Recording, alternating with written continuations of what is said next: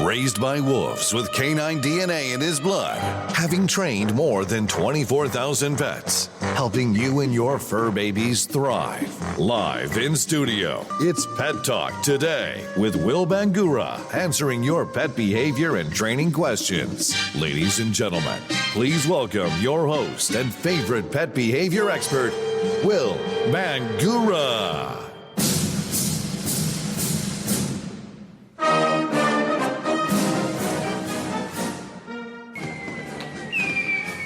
Morning. Good Saturday morning, pet lovers. I'm Will Bangura. And I'm Jordan Marsteller. And happy 4th of July weekend, or as we said last week, The Great Escape. The Great Escape, the great horror show for your dogs, for your cats.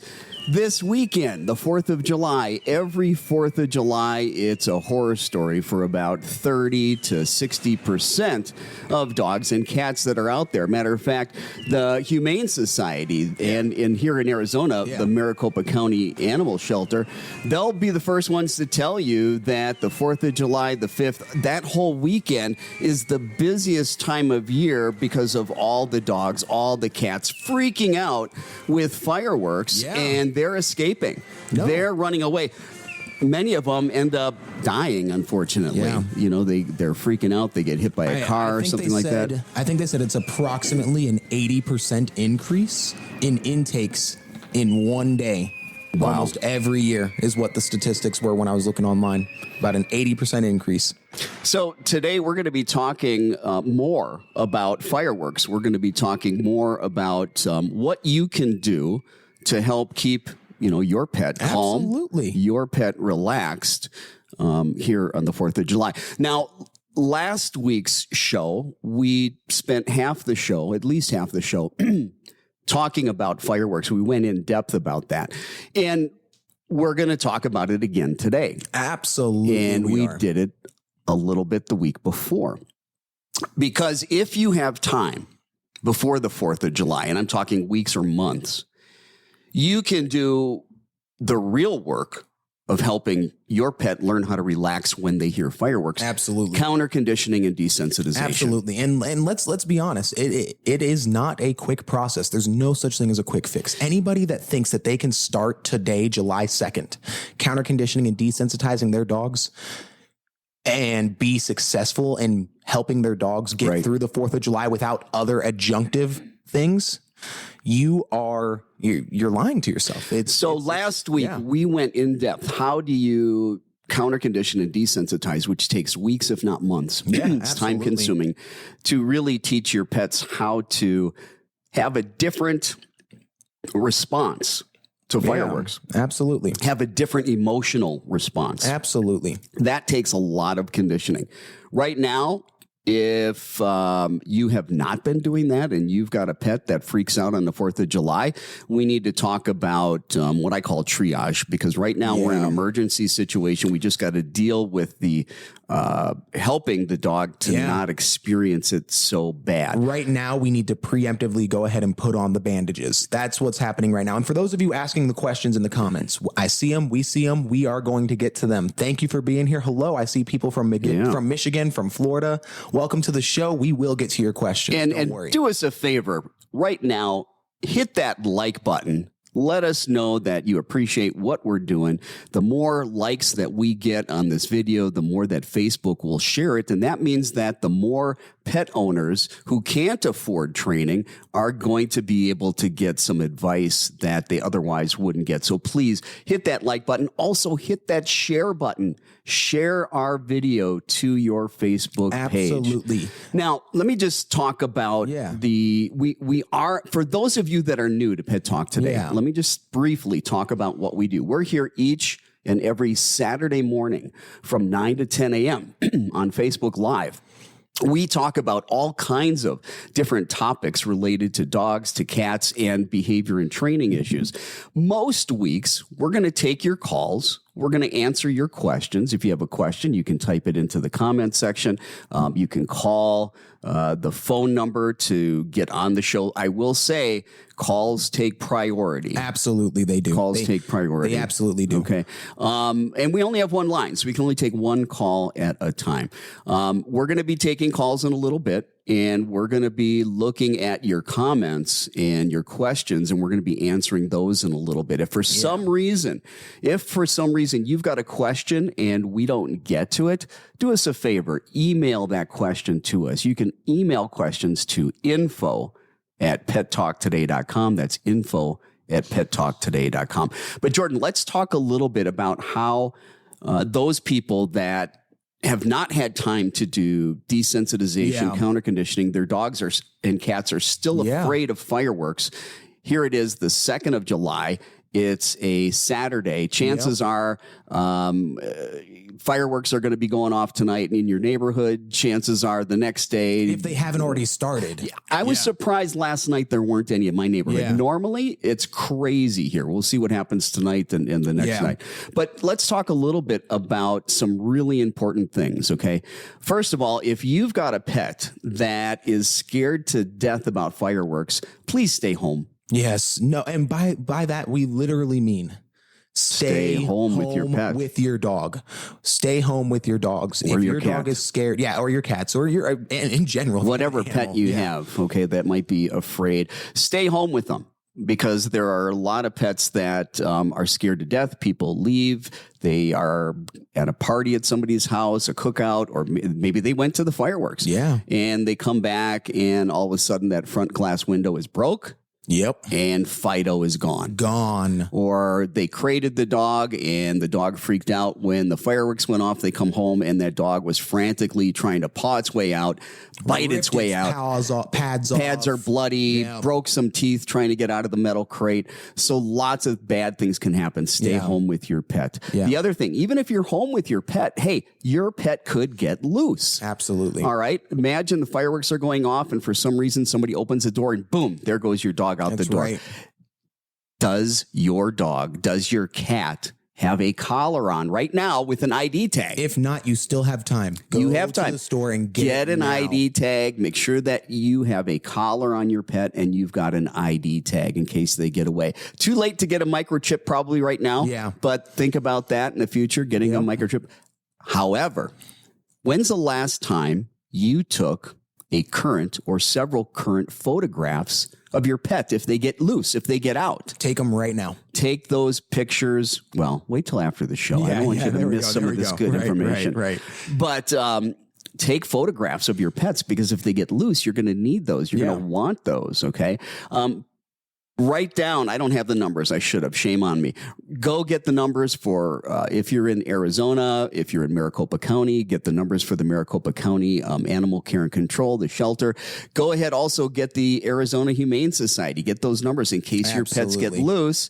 And as a matter of fact, if you even have the slightest concern about that, go to their websites right now because they are going to be talking about what you can do on the 4th of July. And those people that are out of state, that are not in Arizona, go to your county animal care and control, the county shelter. Go to their website. They've got great tips on what to do for the 4th of July. Also, if your pet or somebody else's pet gets loose or lost, it's going to explain, hey, what's the quickest and easiest way to be able to hopefully find your pet unharmed. So do those things. Now, we need to talk about, let's assume, all right, we've got a pet that we've not been able to counter condition and desensitize. Yeah. We haven't had the time. In fact, we have plenty of people in the comments right now that have said they wish they had seen this sooner, that, a few weeks ago, that this is I have a couple that said this is their first 4th of July, so they have no idea how the dog's going to do. Well, listen, go back to last week's show.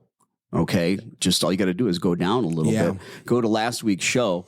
And we even did some the week before, I think. Absolutely. I think we've been talking about it for 3 weeks. This will be our 3rd week because, we do want to start talking about it earlier on. But you can begin to do the work of counter conditioning and desensitization. So next year, you do not have to have this type of issue. However, if you've got a dog or a cat that absolutely freaks out, we're talking severe, don't make them suffer. Please say yes to drugs. Absolutely. Say yes to drugs. Seriously.